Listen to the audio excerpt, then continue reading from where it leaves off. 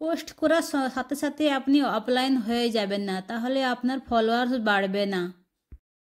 Post করার 1 ঘন্টা আগে থেকে আপনি সবাইকে সাপোর্ট করবেন, দেখবেন নিশ্চয়ই আপনাকেও সবাই সাপোর্ট করবে ভিডিও আপলোডিং করার পরে।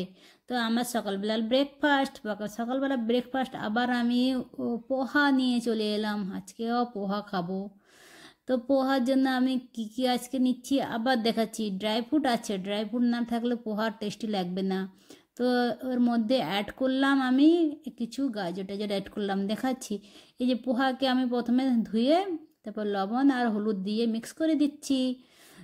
মিক্স করে দিয়ে এই যে কালার করে তারপর তেল চাপিয়ে দিলাম, অল্প তেল দিলাম, বেশি তেল দিব না, হেলদি খাবার এটা, খুব হেলদি খাবার। তো আমাকে খুব পছন্দ, তাই জন্য আবার আমি আজকে পোহা করলাম, এটা পেটেও ভরা থাকে। তো ঠিক আছে, আমি এর মধ্যে আবার পেঁয়াজটা সব কেটে আগে থেকে রেডি করে রেখেছি। ড্রাই ফ্রুটটা আমি প্রথমে দিয়ে দিচ্ছি।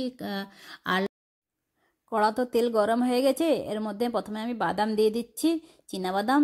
এই বাদামটা একটু হালকা ভেজে নিব, তারপরে দিয়ে দিব আমি এখানে আলমন্ড আর কাজু একসঙ্গে একটু ভেঙে দিয়ে দিলাম।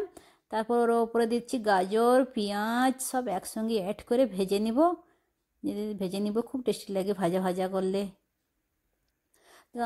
আপনারাদেরকে বলছি, যারা যারা আমার ফলোয়ার্স আছেন, অ্যাক্টিভ ফলোয়ার্স, ওনাদেরকে কমেন্ট করবেন, গঠনমূলক কমেন্ট করবেন, রিপ্লাই করবেন। ওনারা আপনার বাড়িতে নিশ্চয়ই যাবেন, ওই গঠনমূলক কমেন্ট দেখে আপনার বাড়িতে নিশ্চয়ই গিয়ে আপনাদেরকে ফলো কমেন্ট করে দিয়ে আসবেন। আমরা সবাই চাই সবাই একসঙ্গে আগাতে, আর সবাই সবাইকে ভালোবাসা চাই। সবারই ফলোয়ার্স না বাড়লে, এঙ্গেজমেন্ট না বাড়লে আমরা কি করে আগাবো। ঠিক আছে, এই যে আপনার সঙ্গে কথা বলতে বলতে আমি যে ড্রাই ফ্রুট সব দিয়ে দিলাম, দিয়ে মিক্স করে চিড়া দিয়ে মিক্স করে দিলাম, আর কারি পাতা দিলাম, খুব টেস্টি হয়। ওর সঙ্গে আমচুর পাউডার দিয়েছি। দেখেন কত সুন্দর ঝরঝরিয়ে আমার চিড়ার পোহা, পোলাও যেটা বলতে পারেন।